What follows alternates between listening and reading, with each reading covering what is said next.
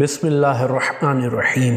ایک نوجوان کی ماں سخت بیمار اور ہسپتال میں انتہائی نگہداشت کے شعبے میں داخل تھی۔ ڈاکٹروں نے یہاں تک کہہ دیا تھا کہ برخوردار زندگی موت تو اللہ کے ہاتھ میں ہے، مگر ہم اب مایوس ہو چکے ہیں۔ تم کسی بھی لمحے کوئی بری خبر سننے کے لیے ذہنی طور پر تیار رہنا۔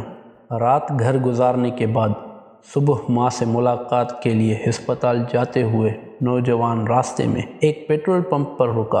پیٹرول بھروانے کے لیے اپنی باری کا انتظار کرتے ہوئے اس کی نظر سروس شاپ کی دیوار کے پاس پڑی، جہاں ایک بلی نے خالی ڈبے کے نیچے بچے دے رکھے تھے۔ یہ نوزائیدہ بچے بہت ہی چھوٹے تھے، جو ابھی چلنے پھرنے کے قابل بھی نہیں تھے۔ نوجوان کے ذہن میں جو پہلی بات آئی وہ یہ تھی کہ اتنے نازک اور چھوٹے سے بچے کھانا کہاں سے اور کیسے کھائیں گے۔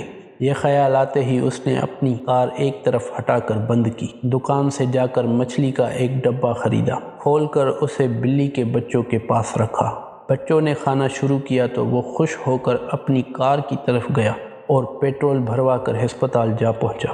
جیسے ہی اس نے اپنی ماں کے کمرے میں جھانکا تو بستر خالی پا کر اس کی آنکھوں تلے اندھیرا چھا گیا۔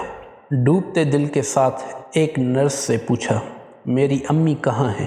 نرس نے کہا، آج آپ کی امی کی طبیعت معجزاتی طور پر سنبھلی تھی۔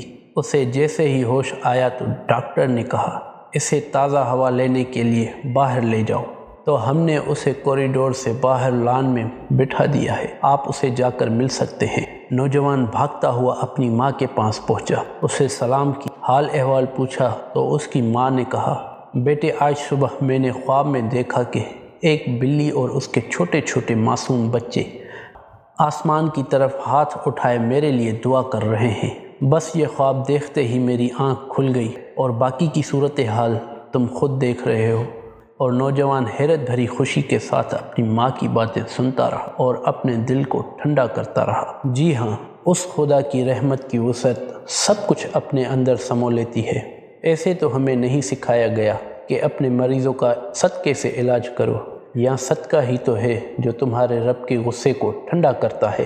حضرت امام جعفر صادق علیہ السلام فرماتے ہیں، واضح طور پر دیا جانے والا صدقہ 70 بلاؤں کو دور کرتا ہے، اور پوشیدہ طور پر دیا جانے والا صدقہ اللہ کے غضب کو ختم کرتا ہے۔